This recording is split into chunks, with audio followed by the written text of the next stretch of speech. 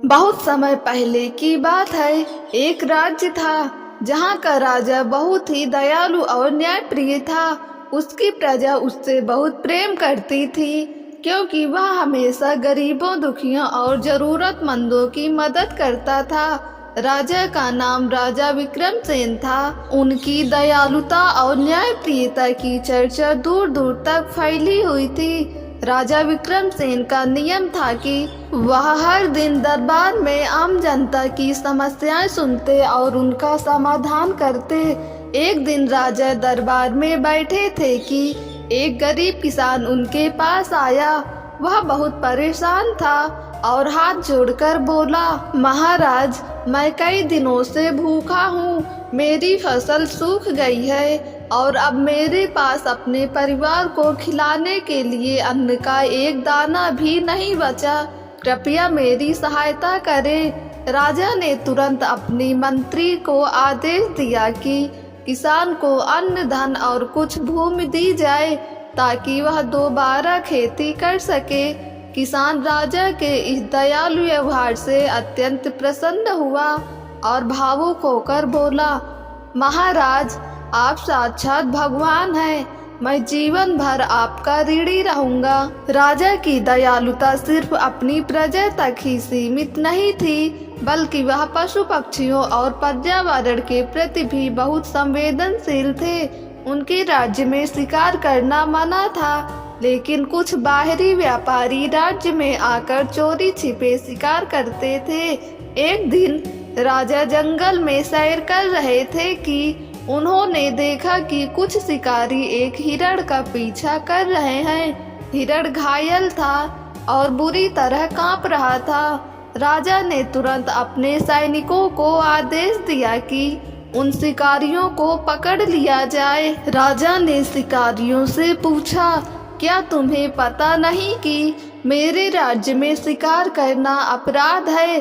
शिकारियों ने डरते हुए जवाब दिया, महाराज, हमें क्षमा करें। हमने लालच में आकर यह अपराध किया है। हमें दोबारा मौका दीजिए। हम कभी ऐसा नहीं करेंगे। राजा गहरी सांस ली और बोले, दंड देना आसान है, लेकिन यदि कोई सच्चे मन से पश्चाताप करे तो उसे सुधारने का अवसर देना चाहिए। उन्होंने शिकारियों को माफ कर दिया, लेकिन यह शर्त रखी कि वे जंगल की सुरक्षा का जिम्मा लेंगे और वन्य जीवों की रक्षा करेंगे। शिकारी राजा की दयालुता से इतने प्रभावित हुए कि उन्होंने हमेशा के लिए शिकार करना छोड़ दिया और जंगल की रक्षा करने लगे।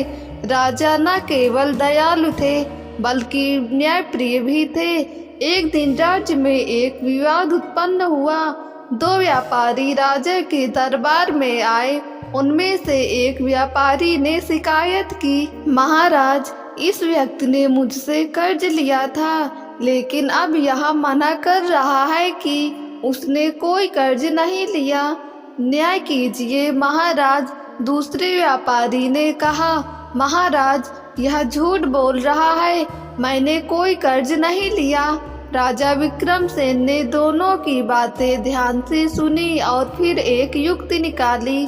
उन्होंने दोनों व्यापारियों को एक बड़ा दीपक लाने को कहा और उसमें तेल भरने के लिए कहा।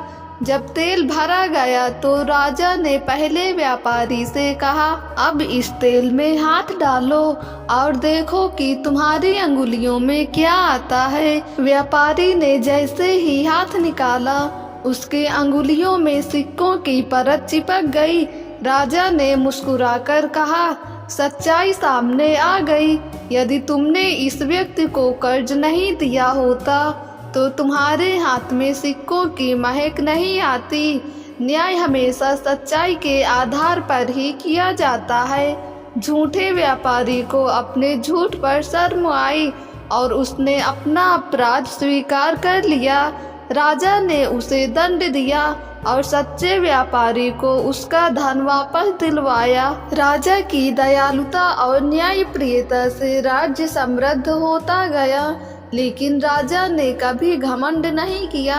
उन्होंने हमेशा अपनी प्रजा को सर्वोपरि माना उनकी दयालुता की चर्चा पड़ोसी राज्यों तक भी पहुंची। एक दिन पड़ोसी राज्य के राजा ने राजा विक्रमसेन की परीक्षा लेने के लिए एक वृद्ध व्यक्ति को भेजा, जो भिखारी बनकर उनके दरबार में पहुंचा। उसने राजा से कहा, महाराज, मैं बहुत दुखी हूँ। मेरे पास रहने को घर नहीं है, खाने को अन्न नहीं है। क्या आप मेरी सहायता करेंगे? राजा ने बिना किसी देरी के उस वृद्ध व्यक्ति को अपने महल में रहने की अनुमति दी और उसे भोजन, वस्त्र और जरूरत की सभी चीजें प्रदान की।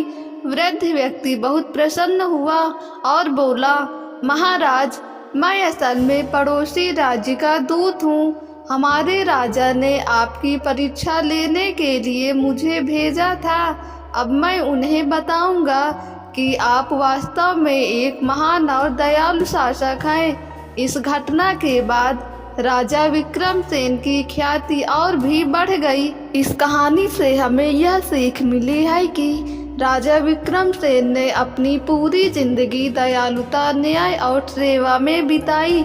उनकी प्रजा सुखी थी और राज्य में कोई भूखा या दुखी नहीं था। उन्होंने यह सिखाया कि एक सच्चा राजा वही होता है जो अपनी प्रजा को अपने परिवार की तरह समझे और उनकी भलाई के लिए कार्य करे। दोस्तों, अगर आपको ये कहानी पसंद आई हो तो हमारे YouTube चैनल को सब्सक्राइब करके बेल आइकन को क्लिक कर दें, ताकि वीडियो का नोटिफिकेशन सबसे पहले आप तक पहुँचे।